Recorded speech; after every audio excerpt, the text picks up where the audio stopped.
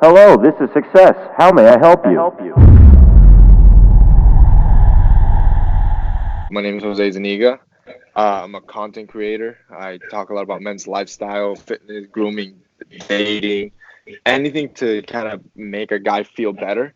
Uh, but on top of that, I'm an entrepreneur. I have four different companies and that I run separately. And I think that's what really drives me, like creating something, right? Creating something from scratch. That's Yeah. pretty much the synopsis. I'm 24. I'm Latino. What else do you want to know? I graduated at college. I was a finance student, so I graduated with my finance degree. So I have my BA in finance, and yeah, that's pretty much it. Okay.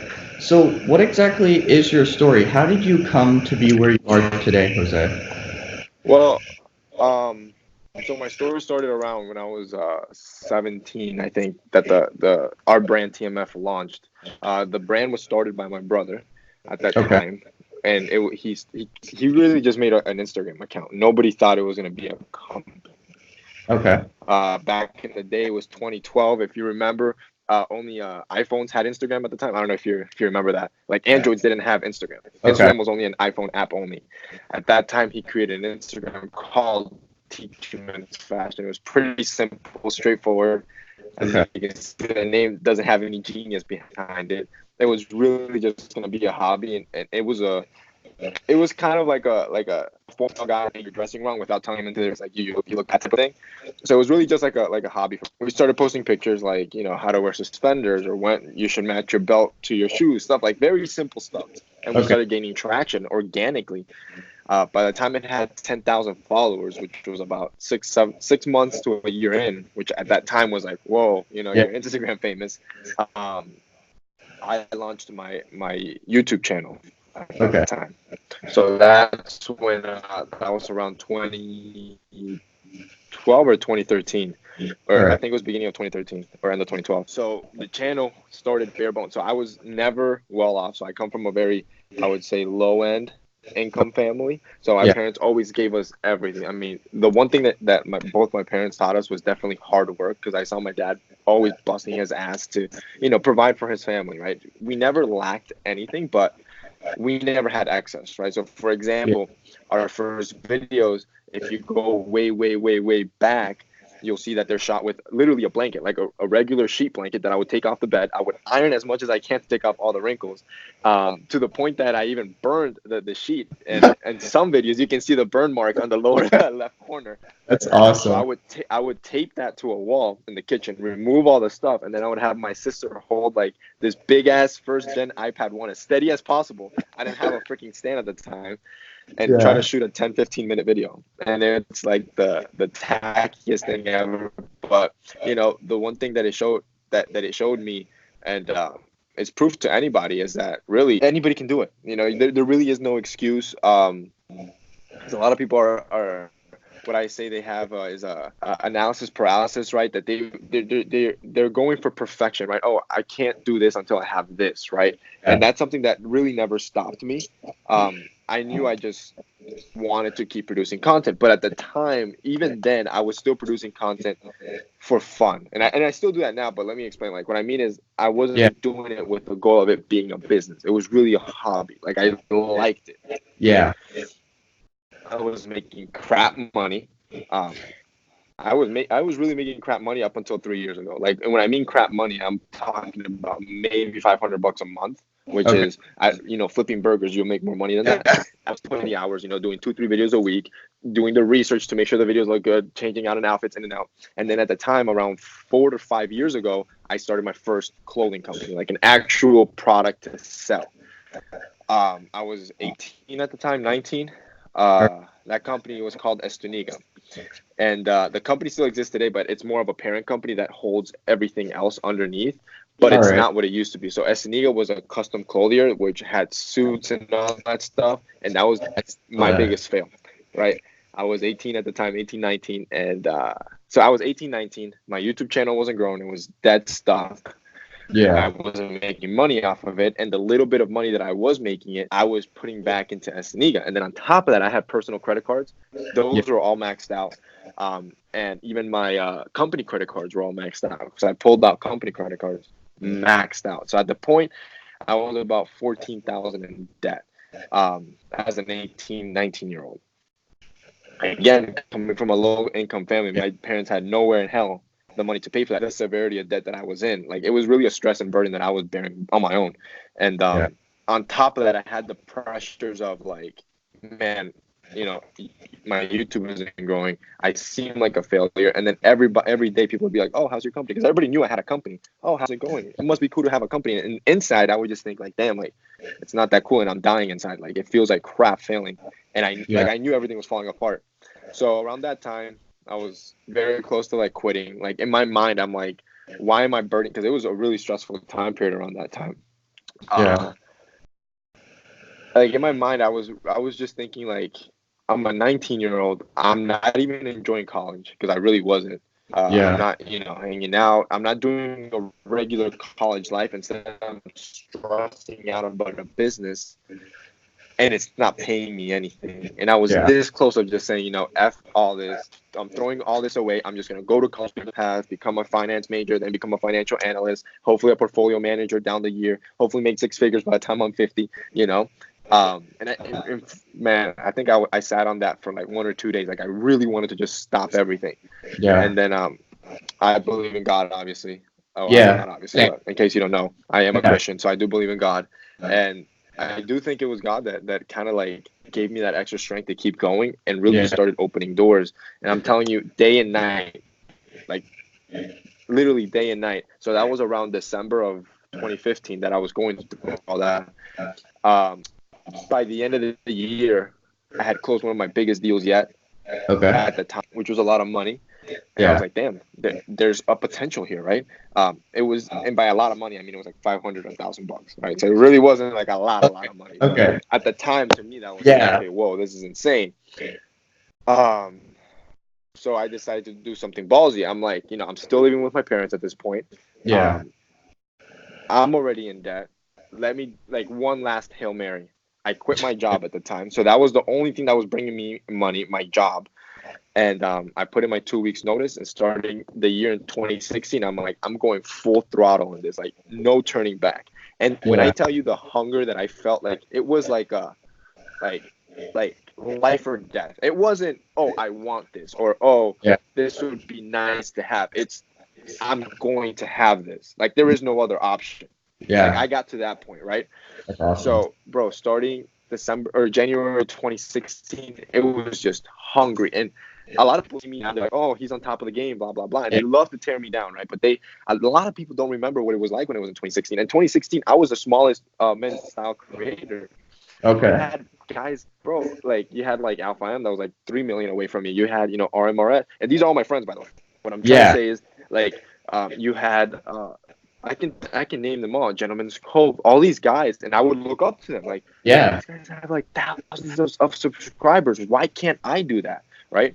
So the only thing that went through my head is, I gotta outwork them. They might be better looking than me, they might be funnier than me, they might be, they might have better content than me. But the only thing that I can control is how hard I work. And literally starting January 2016, bro, I was one of the first content creators to start posting and I'm talking within our industry, like men's style, right? Vloggers have done it always, but I would look outside the men's style industry and see what others were doing for success. And I noticed vloggers were having a lot of success at the time.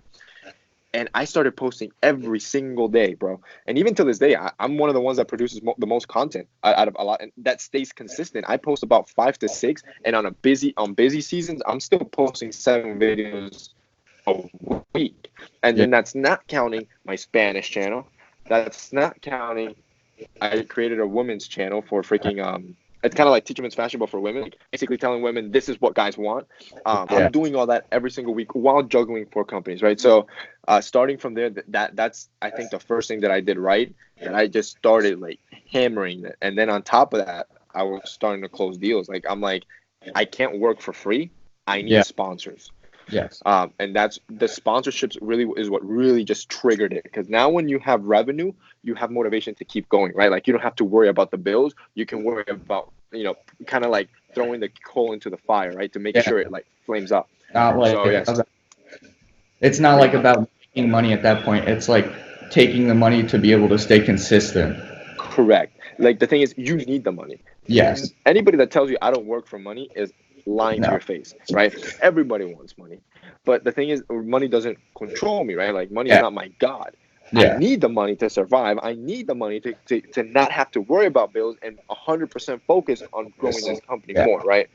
Um, so yeah, that was 2016. So within 2016, I hit 100K. Then boom, it took me about yeah, 100K. That goal was to do 100,000 in the first year, and then the next year I hit over a mil in subscribers, and it was exponential growth from there. And then now I'm on top of the game, but it was never that easy, and it was definitely a lot of hard work that people don't see. So I kind of rambled on, but that's pretty much how it all started. That's what I'm looking for. People to be able to see like the struggle and what it takes to actually get to where you want. So that kind of feeding into my next question, you kind of touched on this a bit, but through your story, what do you think the hardest part, like what do you think was one of your greatest struggles, and how did you necessarily like overcome that?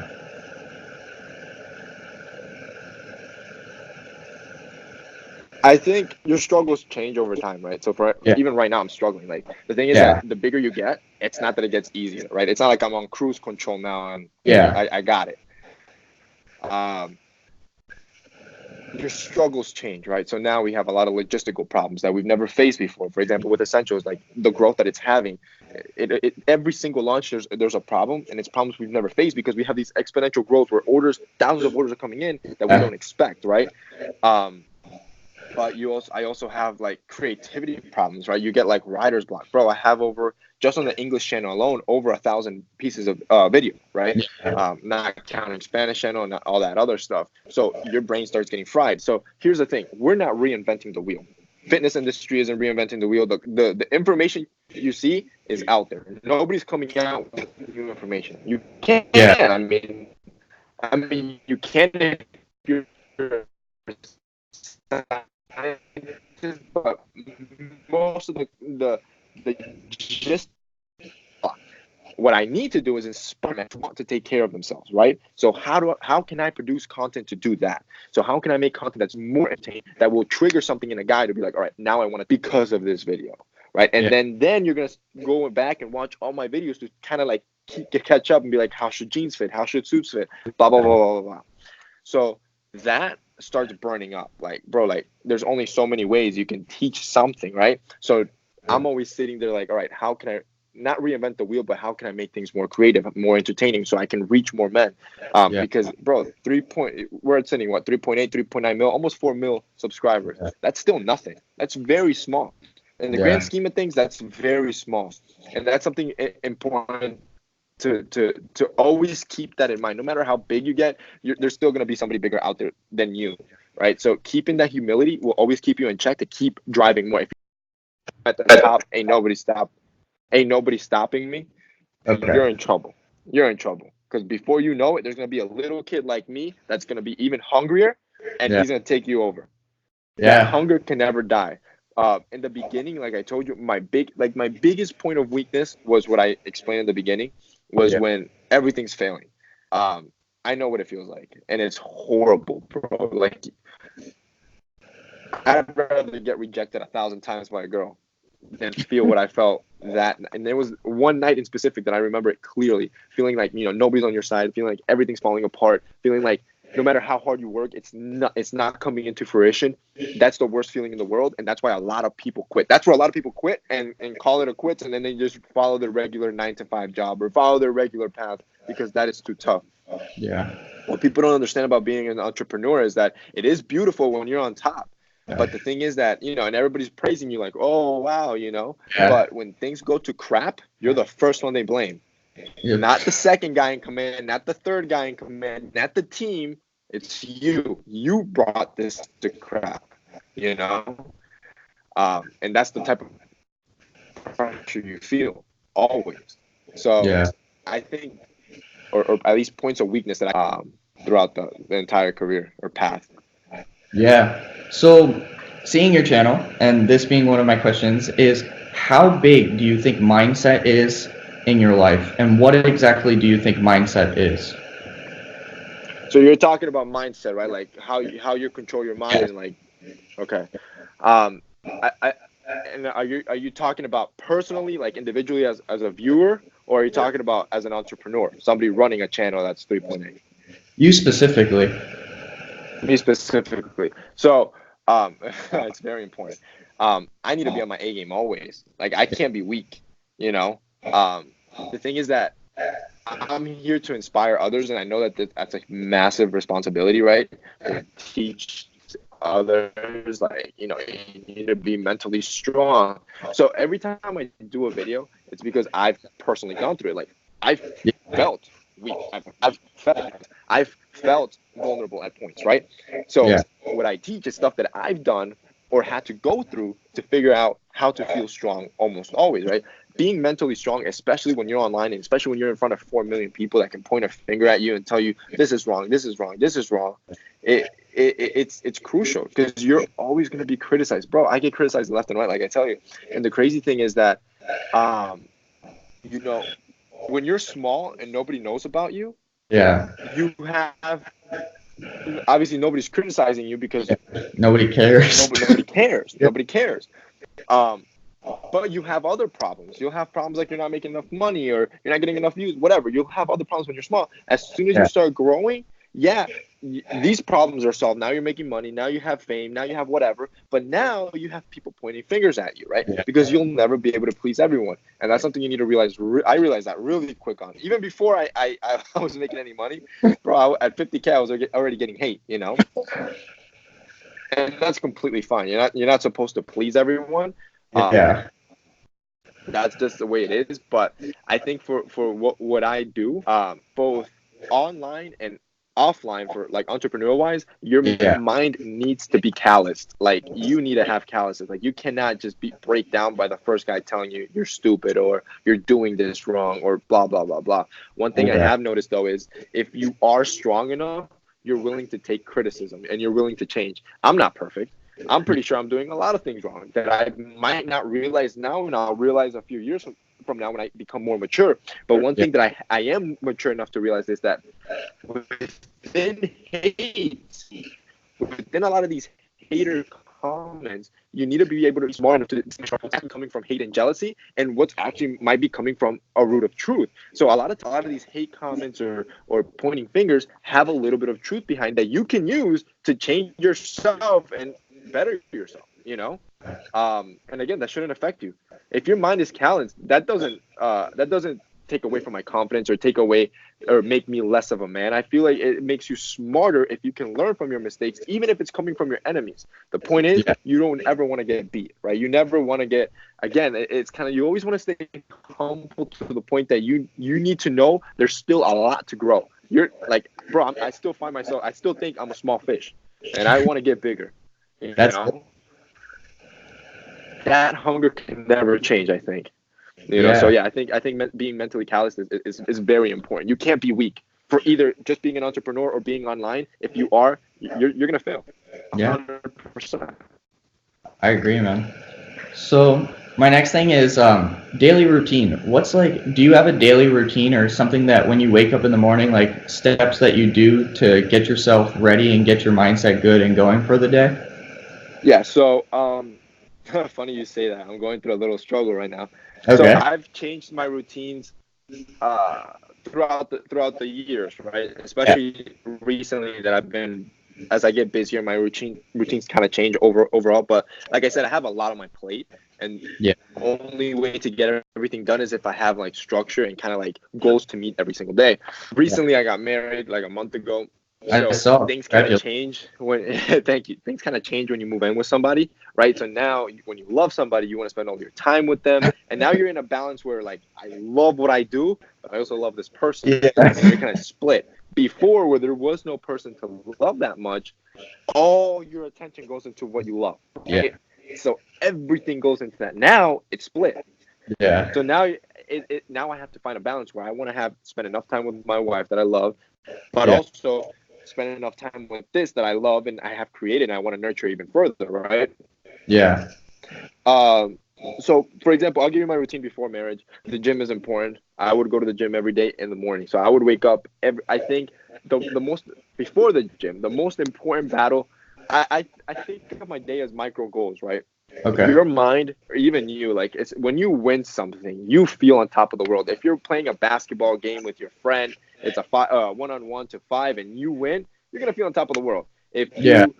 If you're in the gym and you're lifting with a friend and you outlift them, you're gonna feel on top of the world. If you get an A on a test, you're gonna feel, so that feeling of victory, it kind of like leads you to your next victory because that confidence, it's like I can take anything on. So whatever presents yourself right after that victory, you're probably going to tackle it going 120% because your confidence is through the roof.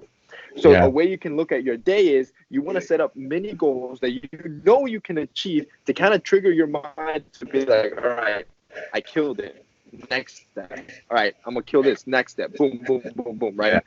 So, for example, for me, your first battle, so many people battle with waking up. And for the longest, I had a routine. I would wake up at 5 in the morning every day. If I had to sleep in, I might have slept until like 6:30. Like, let's say I was super tired, and even then, like my internal body clock was so in tune that literally my phone rang like once. I was already up, turning it off. Like it got down to that perfection, right? So just me getting up, that's my first win. I got up.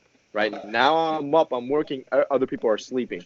Boom, I will brush my teeth, put on my gym clothes, head to the gym. That's my second battle. Boom, I will do so the way my workout routine is set up. So I don't know if you know a lot about fitness or not, but you always want to progressively overload your muscles. In other words, you want to push your muscles every single time you go to the gym. So every time I go to the gym, I had a new goal to beat. So for example, if my squat last week was 315, I wanted to go into this week to try to squat 320, right? Okay. Another goal. If I crush that, boom, my mindset.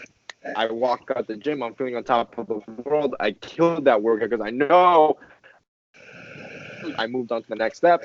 Boom, now I'm going to go make breakfast. I would come home, I would make breakfast. It was always I shower, change. I'd be in the office by 8.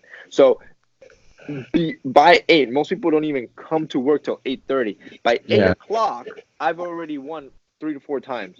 Most people are already sleeping. Now I'm working. All right, so I got my first thing to do, whatever my tasks are. And Monday, Tuesday, Wednesday, Thursday, Friday, every day is different. Like I have ways that I kind of set out my content schedule. Like for example, Mondays I would do a lot of research. I read a lot. The only way I can come up with videos is figuring out new things, whether it's psychological things or talk about style or relationship or fitness, whatever. So I do a lot of it. So what am I going to do this week? I do a lot of planning. Then I script out my videos. Then I record. So every day is different, right? So I kind of break it down each day to be able to keep up with the production schedule. So that's pretty much what my daily routine is like. There was a time that I was doing like to-do list. So for example, I would walk in after everything, 8 in the morning, I would put, all right, this is what I want to knock out today. It was getting to the point that it was a lot, especially around like holiday season. It's like one of our peak season. So I have to produce a lot of content. I have a lot of sales coming through. So I would usually write down, all right, I want to knock out this amount, this stuff, and then just start checking it off throughout the day. But I kind of stopped doing that because it like, again, my routine's out of whack. This last month, I've been all over the place. And one thing that I noticed is when this does happen, again, everybody's human. You'll never be a robot. I'm man enough to admit it, And I also need to understand that I need to find a new balance, a new routine that's going to work for my new lifestyle. Because one thing that's important that I've noticed in my personal life, when I have a routine, when I have structure, I'm a machine. Like I pump out content. My productivity level's out the roof. My confidence is out the roof. When I'm waking up at 7 some mornings and other mornings at 6:30, when I'm all over the place, then my content and my workflow is all over the place. Then my productivity is all over the place. Everything suffers. That's pretty much. It's funny. You and Brett said the same thing with getting up, like out of the bed in the morning. Just like boom, you got to get up, get ready, and start doing it. If not, like it feels like you've already lost in the morning. Pretty much. Yeah. Pretty much. So my next thing, Jose, is what's the number three tips for somebody in your industry? What would be like the number three tips you'd have for somebody in the industry of YouTube and maybe even self-development, style, and fashion? YouTube is very competitive because like anybody can create a YouTube channel, Yeah. right? Hundreds of thousands of channels probably out there, and you're fighting for views, people's eyeballs. Um, I think one of them is definitely your the output, right? So how much content are you putting out there? You need to be killing it with content. You want to be to a point that if somebody searches a topic, your video would come up, right? So Yeah. I have videos on almost anything from grooming to fitness to style. So if you Google anything from how pants should fit, whatever you can think of that's within self-development as a man, chances Yeah. are one of my pieces of content is going to pop up. That's the level of content production you want. Two, consistency. So many people fall off like, oh, I get tired. See, a lot of people say they want it, right? Oh, I want to be on top, especially within the YouTube creators and within our industry too. Like, Yeah. they'll look at me and like, oh man, and they'll point fingers like this guy's doing this wrong. I should be there. I should be getting the views. Blah blah blah blah. But the Yeah. reality is, they don't have the consistency. They don't have the work ethic. They'll Yeah. post one video a week, maybe two a month, which is freaking ridiculous. Two a month. You're pretty much on your hands all day for the month, and then producing two videos a month. Don't come at me telling me that you want my spot. You know. Yeah. And then they take like a 2, 3, 4 week hiatus because they needed a mental break because it was too much on them. That's being mentally weak, and kind of like what we were talking about. You're not calloused enough. Your mental game is not strong enough for this industry, and that's why you are where you are right now. Like you Yeah. are stuck. You're in a plateau. If you want to move out of that, you need consistency. People want content all the time. Yeah. People don't care about your feelings. People don't care if you're mentally drained or mentally tired. They want to be entertained. They want to learn. They want to help themselves. That's the reality of it. You have to give them that. So that's two, consistency, and then three.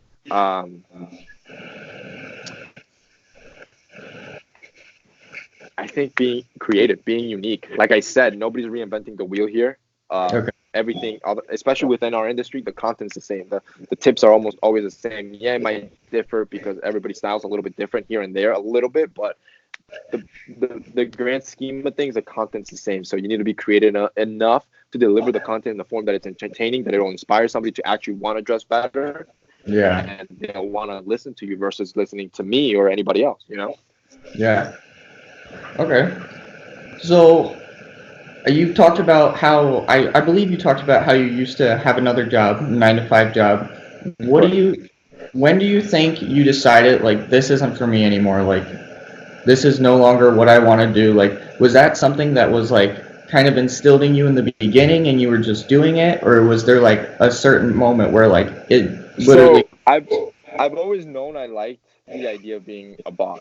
So it's Yeah. weird, but like I've always liked the idea of an entrepreneurship. I always like even when I was a little kid, like I had a car washing business with my brother. Okay. I would do handyman jobs around this. There was like this rich neighborhood where my mom worked. So like let's say Okay. after hurricanes or if they needed their dryware pressure washed, I would go and be like, yo, these are my services. I would Yeah. clean up their lawns. Like I would always do any type of work to get extra cash, right?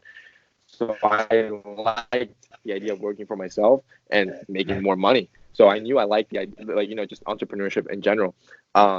So I just knew, like I told you in the beginning, like it was that switch that it was like it's now or never. Like I want this, right?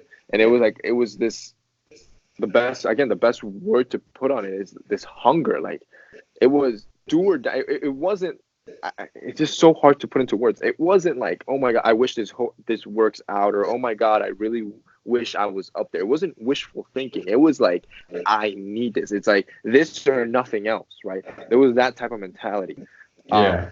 The point at which I thought, all right, let me just quit my job was that like I Yeah. can't have a backup. Now I was lights are automatic. Give me a second. Okay.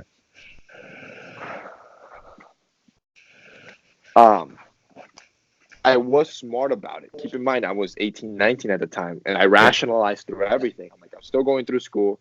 If, crap hits the fan, I still have my parents to fall crutch to. I'm still living with my parents, so I could take that risk. If I don't recommend somebody do something like that, Like, just be reckless about it, right? Like, if you're 26 with a wife and maybe a child, or even just a child, you probably shouldn't just ditch your job and be like, no, you're going to be stressed out trying to take care of these people. You'll never be able to, like, your mind is going to be so blocked up by this, you're not going to be able to work over here. But if you're single, you're living with your parents, like, this is your time to shine. This is your time to, because like, you always have the fallback on your parents. You need to be smart when you do that. I don't recommend this to everybody. All right, let's quit my job. And if you are at that stage that you need the income from your job, then you need to be hungry about it. Like, after work, I did it too. Like, I was going to school and I passed with good grades. I didn't just half-ass my school. I went to school for finance. I was going a week, a little on Zuniga and TMF. So it can be done. Like, you need to learn how to prioritize. And once you see that you're making enough money with your hobby that you can be self-sufficient, then dump your job and then go full throttle to try to, exponentially grow that even more, right? But just be rational about it. Don't be stupid, because I hear a lot of people, especially on like Instagram, like those like self-help motivational, like, oh, quit your job, stop. But like, put a little bit of context into that, right? You don't want to do that if you have actual life responsibilities. You got to be smart about it, Yeah. So kind of like a bonus thing, because I noticed you talked about this. You talked about how it's not necessarily the money that makes you want to work, but the money that allows you to continue to work and build off of that. So for somebody on YouTube who's just getting started, what do you think would be the best way about going to get brand deals once they start building up their following to make a stable amount to continue doing YouTube well? You need to be again humble, right? So what I noticed, so I work both sides of the industry. I am both an influencer, right? So I negotiate brand deals. I close down 6-figure deals all the time, but I'm also an entrepreneur where I'm hiring influencers. And one thing you see is that most influencers think they're worth more than they really are. They have these exorbitant price tags. So for example, if you're a beginning influencer, you only have 10,000 or 50,000 followers, and you're charging 5,000 or 10,000 a video, you're living in La La Land. You're not worth that. That's a reality. And that's something again, I've always been pretty humble. I've never put myself in a pedestal. So what I'm trying to say is a lot of influencers will come across and try to do that. The reality is, if you get one brand deal a month, call yourself lucky. Like, I doubt you'll even get one brand deal a month. You won't. At that price point, you won't. But if you do, you won't. That brand is not going to come back, because brands are looking out for themselves and they want sales. They want to make sure you convert. So if I charge a brand, let's say, I'll tell you how this works, because most people don't understand. If I come and charge a brand $100, that brand expects me to sell them about $400 to $500 worth of product. That's when they're profitable. Me even selling them only $100, they're still losing money. $200, they might break even. $300, they're starting to make money. $400, now I'm a profitable influencer. They'll probably sign me again. So you, as an influencer, you want to set your rate at a rate that you think I can sell this amount. So if I put 1,000, I'm trying to shoot to sell at least $2,000 to $3,000 worth of product to make sure that brand comes back and signs me again. You want repetition, right? And that's something I have in my company. All my brands are repetitive. You'll see Dollar Shave Club. This is a great company. They sell amazing products. I know they're good. I know if you listen to, let's say you're one of my viewers, you listen to me and you buy the product, I know 100% you're going to be satisfied and that you didn't get ripped off. Therefore, you're going to trust me anytime I recommend something else. Your trust or your word, it's the most valuable thing as an influencer, and that you can never mess up. If you mess that up, you're worth nothing. Nobody's going to believe you. You're not influencing anybody. So there's a lot of repetition with my brand because of that. One, I try to be as effective as possible, and two, I want it to be the same brands over and over again, so my audience knows, like, these are the brands that I believe in, that I've already vetted, and I promote to you guys over and over again. When you're starting out, it's going to be a little bit more difficult, but you need to make sure your prices are reasonable. So for example, you could put your price at $5,000 a video, but like I said, chances are you're not going to get a brand, and if you do, it's not going to come back after they see the results, because I can guarantee you're not going to sell them $15,000 worth of products. But you can, if you're, let's say you're at 50,000, you can set your prices at $500 a video. That's reasonable. Most brands marketing budget, I'm telling you this from experience, is anywhere, it's well into the six figures a month. Okay. A month that they're spending every single month on marketing. So $500 to them, that's nothing. And if they take a loss, they'll probably sign you again just because of the brand awareness of it, the CEO value of it. So you put it at $500, and then, like I said, you have that drive, right? You're posting content like crazy, and let's say you are posting 20 videos a week. 20 videos a month. Right? Okay. That's not even one a day. One a day would be around 30. So 20 videos a month. You're making already about 10 grand a month. That's your six figures right there. Okay. And it is much easier to get 20 brands to pay you 500 than to get one brand to pay you 10,000. Good luck, especially if you're at that size. Obviously, once you get over 1 million, the prices do increase exponentially, and you can get more money. But even then, you have to stay humble. Like, yeah, honestly, at my size, I've seen influencers charge 30, 40, 50K. I could put my rates at that if I wanted to, but I'm not dumb. I don't want just one brand. You know, I want multiple brands every single month. So, yeah, that's what I would do. That's really good information. Thank you for that. So my next thing is, Jose, what is your number one goal? Like, before, is it because you said you believed in God? So before Jose goes up to heaven, what does he want to accomplish on this earth?